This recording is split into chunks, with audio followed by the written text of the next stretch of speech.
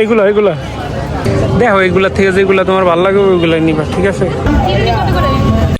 আসসালামু আলাইকুম প্রিয় অল টাইমবাসী, তোমরা সকলে কেমন আছো? তো আজকে আমি মাদারীপুর জেলায় ঘুরতে এসেছিলাম। তো তোমরা যারা প্রথম ভিডিওটা দেখছো তারা অবশ্যই বুঝতে পারবে যে আমরা মাদারীপুর কি উপলক্ষে ঘুরতে আসছি। আসলে মাদারীপুর এই জায়গায় আশেপাশে যারা আছেন তারা সবাই ঘুরতে আসছেন।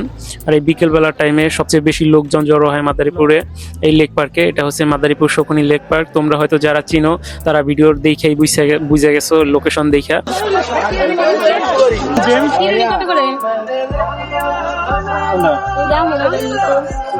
দেখো যেটি ভালো লাগে এটি কেন, এগুলাতে আছে। দেখো এগুলা থেকে যেগুলা তোমার ভালো লাগে ওইগুলা নিবা, ঠিক আছে? ভেঙে দেবো না, সব এতে একরকম। না হইলে নাই, নিলে নিবা, না নিলে নাই। দেখো এইগুলা এইগুলা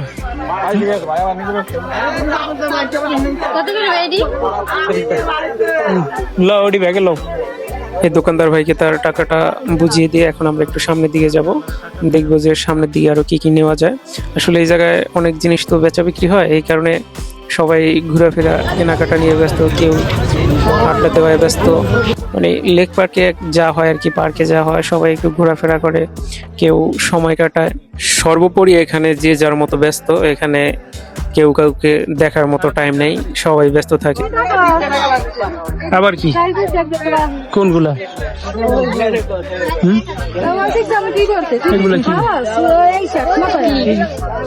ক্লিপ পুজো হবাই কেনছেন একটা এই পিসির জন্য দেখতে গেছিলাম, ওই পিসে দেখছিলাম আমরা। খেলনার কোনো অভাব নাই, এই খেলনা ওই খেলনা, আবার প্লাস্টিকের রাবারের চুড়ি আছে। এক পদের মিলান তিস পাওয়া যেত আগে, ওইগুলো এখন আর নাই। তারপরে ছোট মানুষের খেলনার ঘর। কোনগুলা? এগুলা আমার ভিতরে দেহার ভিতরে এগুলা কোনো পছন্দ নেই। তা লাগলে যেটা ভালো লাগে সেটা নিবা।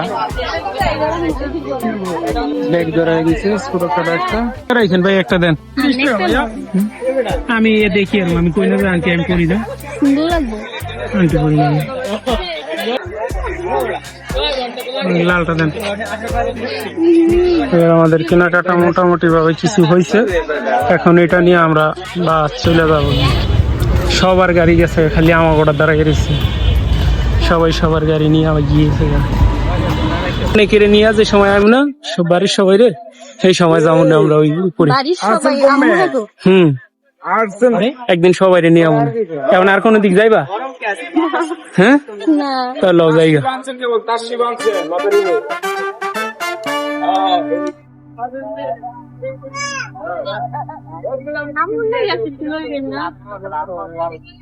কি ছিল দরকার? আমরা এখন আছি মাদারীপুর ব্রিজে। তো এই মাদারীপুর ব্রিজে এখন আমরা ফুচকা খাবো, তো এই জন্য ফুচকা রেডি করতেছে। ফুচকা আলা মামা দেখাইতেছি, ফুচকা রেডি করতেছে।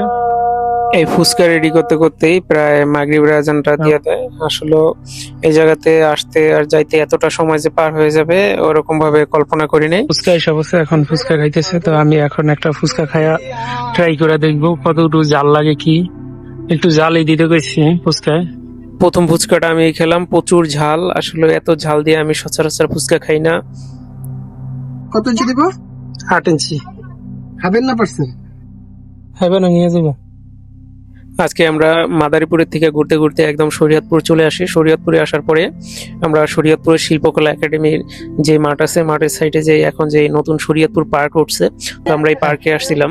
তো আমরা এই পার্কটা সময় খোলা থাকবে, এই জন্য আমরা যাই না পার্কে। পার্কে ঘুরতে না গিয়ে আমি সিদ্ধান্ত নেই যে পিৎজা খাবো। প্রায় 25 থেকে 30 মিনিটের মতো সময় লাগছে পিৎজাটা তৈরি করতে। আমরা এতক্ষণ পর্যন্ত অপেক্ষা করছিলাম পিৎজা খাওয়ার জন্য। আমাদেরকে পিৎজাটা দিল, আর এই পিৎজা তৈরি তৈরির সমস্ত প্রসেস, ভাইয়াটা কিভাবে পিৎজা তৈরি করলো সবকিছুই দেখাবো পরবর্তী ভিডিওতে। আজকের মতো বিদায় নিচ্ছি, দেখা হবে নতুন একটা ভিডিওতে।